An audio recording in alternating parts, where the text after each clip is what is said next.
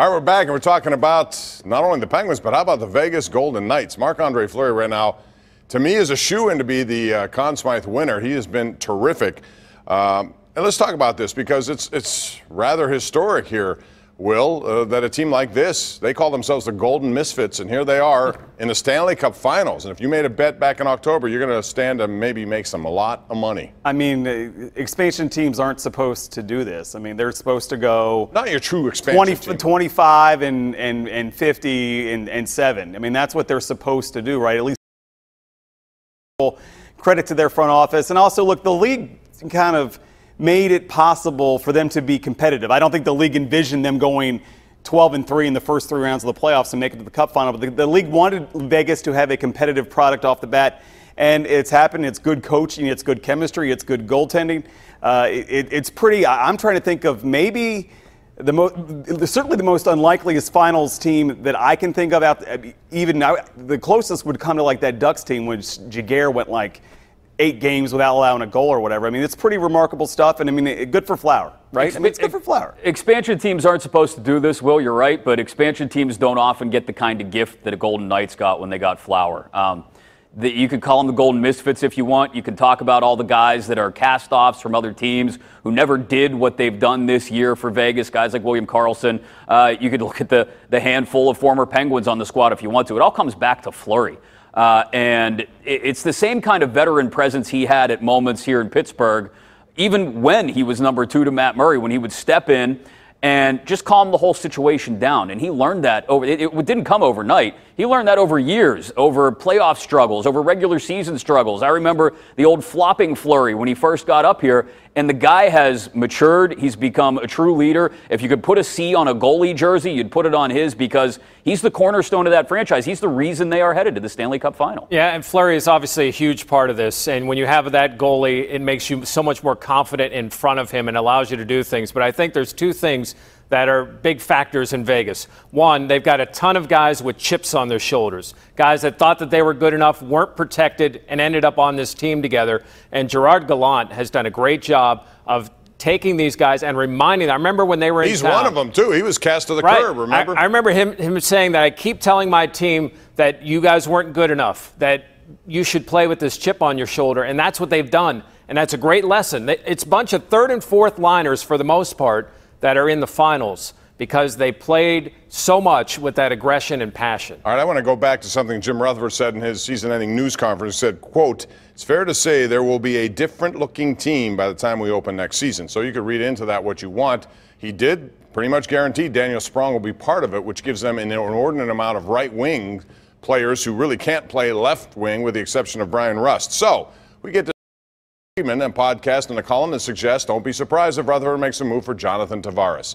So, Will, when I look at this, there's no way that's going to happen in my view because it would take too many things happening. Shedding contract, giving this guy, and would he be comfortable being a 3rd-line center behind Crosby and Malkin? He wants to be a star. What's your take on that? Well, I don't know. To be fair, pretty much any center in the league that joins the Penguins is going to be a 3rd-line center regardless of their pedigree. That being said, it seems like sort of an odd fit just because when you talk about the guys they brought in, like and Riley Shane, I mean, those guys are 2-way guys. Those guys are not, I wouldn't call them elite offensive talents, which is sort of, I mean, John Tavares is. He's been an all-star. So it is sort of odd. That being said, I mean, when JR gets his sights set on a guy, a lot of times that guy ends up in Pittsburgh. Well, what would it take to happen, though? I mean, you're talking about well, I mean, are they? But it's funny to me, like, you know, everybody all of a sudden went from like loving Phil Kessel to hating him in the span of a week. Like I read our good friend Joe Starkey. Well, what's up with Phil? Are we the day after the season was over? Are we trading Phil? Are they trading Letang? I just thought it was sort of odd. These guys literally went as far as any team has gone in the last 35 years trying to three-peat, and now we're trying to trade people. But the standard is this is it. Period. Right? I mean, like Deborah Tomlin is, and the standard is the standard, which is the cup, and they fell short. And if they feel like they got to blow it up a little bit to get back there, I mean, I guess it seemed to me,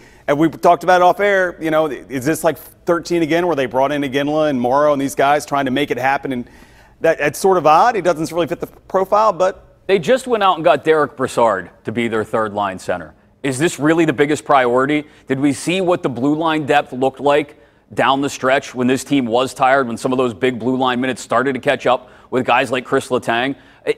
Is this the biggest thing we need to go out and get right now is John Tavares? That's the #1 priority. I love a lot of the stuff that Jim Rutherford has done, but there have been things here and there that just make you shake your head. And if he really does think that this is the most important piece to go after in the offseason, I got to wonder where the priorities lie as far as this organization as a whole.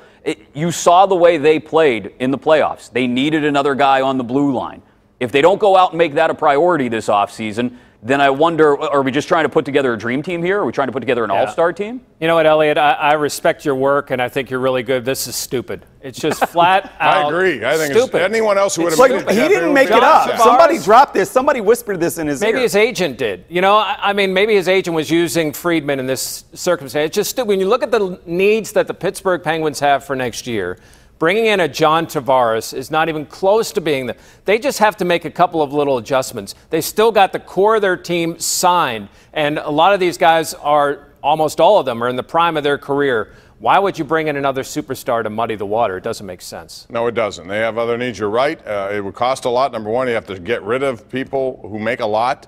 Real quick here, because we only have 30 seconds. If you had to see one of two players leaving through trade, Kessel or Letang, which would it be, Chris?